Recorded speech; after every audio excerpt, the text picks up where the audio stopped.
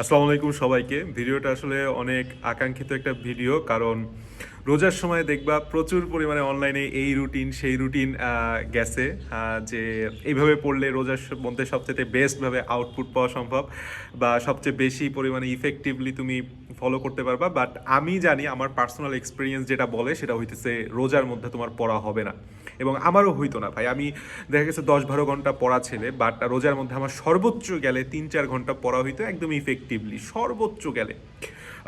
তো এখন কাহিনী হচ্ছে রোজা শেষ, আর একদিন গেলেই আমাদের ঈদের এই যে গ্যাপটা, আজকের ভিডিওর দুইটা টপিক, এই গ্যাপে তুমি আসলে কিভাবে কাজে লাগাবে, আর হচ্ছে ঈদের পরে অ্যাকচুয়ালি তুমি তোমার পড়ায় আগের ফ্লোতে বা অ্যাকচুয়াল আমাদের পড়ার যেই ফ্লো সেটা কিভাবে ধরবা, সেটার আমার কিছু পার্সোনাল এক্সপিরিয়েন্স বা বাস্তব ভিত্তিক কিছু এক্সপিরিয়েন্স তোমাদের সাথে বলি, তোমাদের খুব কাজে লাগবে।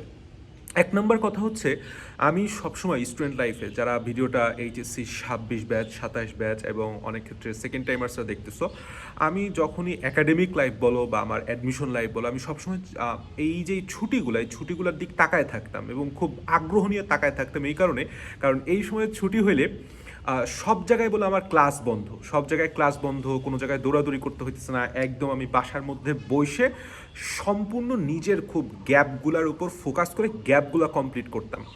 তো তোমার মধ্যে এই ধরো 10 দিনের একটা গ্যাপ পাবা ঈদের ছুটিতে, মোটামুটি একটা 10 দিনের গ্যাপ পাবা। এই 10 দিনের মধ্যে সে টু সে একদিন এদিক এদিক সেদিক করতে করতে আবার ঈদের মধ্যে ঈদের পরের দিন, ঈদের আগের দিন মোটামুটি অনেকেই পড়ালেখার মধ্যে থাকতে পারো না, কারণ মার্কেটিং টার্কেটিং অনেক কিছু বিষয় আছে।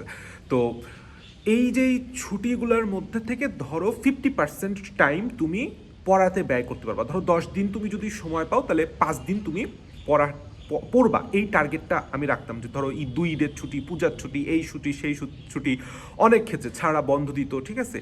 তো তুমি ধরো 10 দিনের ছুটি পাইছো, তাহলে 10 দিনের মধ্যে তুমি নিয়ত করো যে 5 দিন তুমি একদম জান প্রাণ দিয়া পড়বা। 5 দিন একদম জান প্রাণ দিয়ে পড়বা। তুমি ডাজন্ট ম্যাটার তুমি 26 না 27 না সেকেন্ড টাইমার্স হও, ঠিক আছে। তাহলে আমাদের এই যে ঈদের আগের থেকে শুরু করে আজকে আর কালকের দিন আছে শুক্রবার, তারপরের দিন ঈদ, তার ঈদের পরেও কিছু মোটামুটি সময় পাবা। তোমার টার্গেট থাকবে যে এই যে 10 দিনের ছুটির মধ্যে আমি 5টা দিন একদম A to Z পুরা 24 ঘন্টা যাবতীয় নিজের সর্বোচ্চটুক দিয়ে পড়বো, এবং একটা টার্গেট করবা যে আমি আসলে 5 দিনে কি কি কমপ্লিট করব, কোন কোন চ্যাপ্টার কমপ্লিট করব। যেরকম আমি যখন একাডেমিক এরকম ছুটি পেতাম, আমি দেখতাম যে আচ্ছা ঠিক আছে, আমি সেকেন্ড ইয়ারের কথা আমার স্টিল না মনে আছে, ঈদের ছুটিতে আমি অর্গানিক কেমিস্ট্রি যেখানে যেখানে উইক পয়েন্টসগুলো ছিল, সম্পূর্ণ অর্গানিক কেমিস্ট্রিটা আমি 1 সপ্তাহ ভরে শেষ করছিলাম, ঠিক আছে।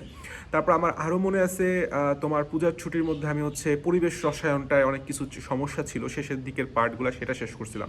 আমার অ্যাডমিশন টাইমে আমি সমন্বয় নিয়ন্ত্রণটা আমার কাছে খুব কঠিন লাগতেছিল, এবং মানে আমি পারতেছিলাম না। আমি এই ছুটির মধ্যে সমন্বয় নিয়ন্ত্রণ এবং A to Z সব পরে শেষ করছিলাম। তো তুমি একটা টার্গেট ফিক্স করো, খুব বড় সড়ো টার্গেট না, ছোট একটা টার্গেট বাট খুব ইফেক্টিভ টার্গেট। যেরকম সমন্বয় নিয়ন্ত্রণ একটা খুব কঠিন সাবজেক্ট, বাট ওই যে ছুটির মধ্যে আমি একবার শেষ করছি, এরপরে আমার সমন্বয় নিয়ন্ত্রণ থেকে কোনো সমস্যা হয় নাই। তো তোমার টার্গেট থাকবে আমি একটা অধ্যায় বা দুইটা অধ্যায় এমনভাবে শেষ করব আগামী 4-5 দিনের মধ্যে, যেন এই অধ্যায় নিয়ে আমার কোনো প্রবলেম না হয়। অবশ্যই অধ্যায়গুলো যে এরকম অধ্যায় সিলেক্ট করতে হবে যেটা তোমার গ্যাপ পড়ছে বা তুমি পড়তে চাইছিলে বা পড়তে পারো নাই, ঠিক আছে। রিভিশন দেওয়ার টাইম আছে, আসলে রিভিশন দিয়ে এখন প্যারা খাওয়ার দরকার নাই। এটা হচ্ছে নর্মাল সাধারণত যারা একাডেমিক স্টুডেন্ট আছে তাদের জন্য। আর যারা সেকেন্ড টাইমার্স, কারণ আমার একটা মাস স্টুডেন্ট আছে সেকেন্ড টাইমার্স, তাদের উদ্দেশ্যে বলবো, বিশেষ করে আমাদের সাথে ফাইট ব্যাকের সাথে যারা জড়িত আসো, ফাইট ব্যাকে 3টা উইক শেষ, first week, second week, third উইকের মধ্যে যেই চ্যাপ্টারগুলোর তোমার কমপ্লিট হয় নাই সেই চ্যাপ্টারগুলো আগে লিস্ট করো, এবং বিশেষ করে জিকে ইংলিশটা তোমার টার্গেট থাকবে আগামী 4-5 দিনের মধ্যে জিকে ইংলিশটা যেভাবেই হোক শেষ করা। সাথে তুমি যদি পারো ফিজিক্স, কেমিস্ট্রি, বায়োলজির 2-1টা চ্যাপ্টার রাখতে পারো, না রাখলেও সমস্যা নাই। ঈদের পরে তুমি এটা আস্তে আস্তে নতুন রুটিনের সাথে মেনটেন করে আস্তে আস্তে কমপ্লিট করবে। আমরা আসলে কি গ্যাপ ফিল আপের সময় খুব ডেসপারেট হয়ে যায় যে না, আমার 1 দিন 2 দিন 3 দিনের মধ্যে গ্যাপ পুরো ফিল আপ করে ফেলাইতে হবে। আসলে কথাটা তা না, তুমি এক সপ্তাহ টাইম নিয়ে শেষ করো, বাট ইফেক্টিভলি শেষ করো। এটা হচ্ছে তোমার ঈদের ছুটি কীভাবে কাজে লাগাবা সেটার গেল। এখন 2 নাম্বার যে পয়েন্টটা সেটা হইতেছে আমাদের ঈদের পরে পড়ার ফ্লোটা ধরাটা খুবই জরুরি। কারণ বিশেষ করে যারা সেকেন্ড টাইমার্স আছো তাদের ঈদ এই রোজার মাসটা অনেক ক্ষেত্রে, আমি যাবতীয় যত স্টুডেন্টের সাথে কথা বলছি অনেক ক্ষেত্রেই খুব ভালো যায় নাই, মানে পড়ালেখার প্রতি তারা খুব অ্যাটাচড ছিল এরকম বিষয় না, অনেকের অনেক ধরনের সমস্যার মধ্যে দিয়ে গেছে, আর একটা মাস তারা শুরু করতে গেছে। তো তুমি বললাম মোটামুটি যারা ফাইট ব্যাকের সাথে যুক্ত ছিল 3টা সপ্তাহ প্রায় 1 মাস তারা মোটামুটি পড়ার মধ্যে ছিল, পরীক্ষা দিছে, ক্লাস করছে, তো তারা একটা ফ্লোতে পায়ে গেছে। এখন একটা ফ্লো ব্রেক হয়েছে, এর জন্য আমি বলছিলাম ঈদের মধ্যে গ্যাপ তুমি পূরণ করে এবং পড়ার টেবিলে তুমি বইসো, কারণ পড়ার টেবিলে বসলে ঈদের পরে আবার নতুন করে 2-3 দিন সময় লাগবে না তোমার পড়াটাকে আবার একটা ফ্লোতে আনা। তো এক্ষেত্রে সবচেয়ে ভালো ওয়ে হইতেছে তুমি আমাদের সাথে ক্লাস করা শুরু করবা। যখন আমাদের প্রায় 25-26 তারিখ থেকেই ক্লাস শুরু হবে, তো ক্লাস করা শুরু করো, ক্লাস করা যখনই শুরু করবা তখন তুমি আবার নতুন করে একটা ফ্লো পাবা। আচ্ছা ক্লাস হয়ে গেছে, তাহলে সামনে কালকের দিন লাইভ কুইজ হবে, এক্সাম হবে, তার জন্য তোমার নিজের পড়তে হবে।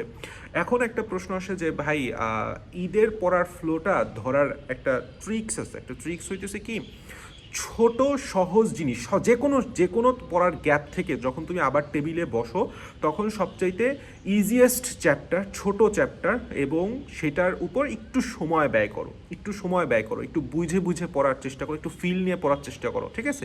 খালি পড়ে গেলাম, মুখস্থ করে গেলাম এরকম না, একটু ছোট চ্যাপ্টার, কোয়াইট ইজি চ্যাপ্টার, একটু বুঝে নিজের মতো করে ফিল নিয়ে পড়ার চেষ্টা করো, দেখবা যে একটা ফ্লো পাওয়া গেছো।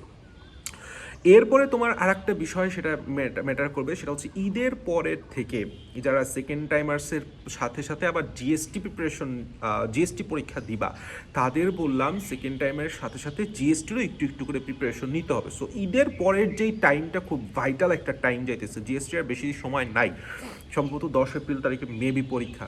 সো তোমার এই যে হাতে গোনা ধরো 15-16টা দিন অ্যাকচুয়াল দিন থাকবে ঈদের পরে, সে এক মাসের ধরো 60-70% টাইম তুমি অ্যাকচুয়ালি প্রোভাইড করতে পারবা নিজের পড়ালেখার উপর, অ্যাকচুয়ালি ভ্যালু যেটা তুমি দিতে পারবা নিজেকে। কারণ 30 দিন তুমি পড়তে পারবা না, তোমার টাইম লস হবেই, সিস্টেম লস হবেই। সো তুমি একটা জিনিস সুন্দর করে এই ঈদের ছুটির মধ্যে একটা প্ল্যান করবা, যারা জিএসটি দিবা, সেটা হচ্ছে আমি সেকেন্ড টাইমে প্রিপারেশনটা সাথে আমি জিএসটিটা কিভাবে আগামী এই 15-16 দিনের মধ্যে একটা কভার দিব, একটা রিভিশন দিব, ঠিক আছে? কারণ আলটিমেটলি তো তুমি জিএসটির জন্য খুব লেভেলের যে ভালো লেভেলের পড়াশোনা করছো তা না, কারণ ম্যাক্সিমাম স্টুডেন্ট জিএসটি নিয়ে শেষ পর্যন্ত আসলে সিরিয়াস থাকেন, এটা আমি জানি।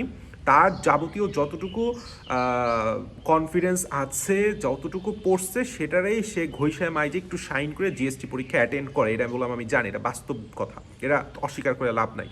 তো তুমি চেষ্টা করো যে এই যে শেষ মুহূর্তের 10-15 দিন একটা ভালো করে গুছায়, জাস্ট যতটুকু ইম্পর্টেন্ট, যতটুকু একটা সিট নেওয়ার জন্য যতটুকু প্রয়োজন ততটুকু পড়াশোনা একটু রিভাইজ করার চেষ্টা করো। এটা বললাম এরকম না যে তুমি সেকেন্ড টাইম প্রিপারেশন বাদ দিয়ে দিবা, কারণ সেকেন্ড টাইম প্রিপারেশন তুমি যদি এখন আবার বাদ দিয়ে শুধুমাত্র জিএসটির দিকে ঢুকো তখন একটা প্রবলেম হয়ে যাবে। কি প্রবলেম আমি বলি, তোমার অলরেডি একটা গ্যাপ পড়ছে, ম্যাক্সিমাম স্টুডেন্টের গ্যাপ পড়ছে, আবার ঈদের গ্যাপ পড়ছে, ঈদের গ্যাপের পরে আবার জিএসটি গ্যাপ পড়বে, 1 মাস তোমার নাই হয়ে যাবে। এবং 1 মাস যখন নাই হয়ে যায়, সেটা আমার ব্যাচ ফাইট ব্যাক বলো বা তুমি যে কোনো অনলাইন ব্যাচের কথা বলো, যে কোনো ব্যাচেই বললাম, তোমাকে ছাড়াই তারা বললাম আগের মতোই তাদের কন্টিনিউয়াস যে ক্লাসগুলো হবে সেগুলি তারা কন্টিনিউ করতে থাকবে, যে কোনো প্ল্যাটফর্মে এটা করবে। তারা বললাম জিএসটির জন্য সর্বোচ্চ জিএসটির আগে পিছিয়ে মিলায় 2-3-4-5 দিন একটা গ্যাপ দিবে, সেটা আমরাও দিব। তো এই 2-3 দিন 4-5 দিনের গ্যাপ আর 1 মাসের গ্যাপ বললাম হিউজ। তুমি তখন কি করবা, বাই চান্স আল্লাহ না করুক যদি জিএসটি না হয় বা জিএসটি হলেও তোমার বললাম একটা সমস্যা বাইতে থাকবে, সেটা হইতেছে তুমি আর পরবর্তী নতুন করে পড়াটা ধরতে পারবে না। So best of luck.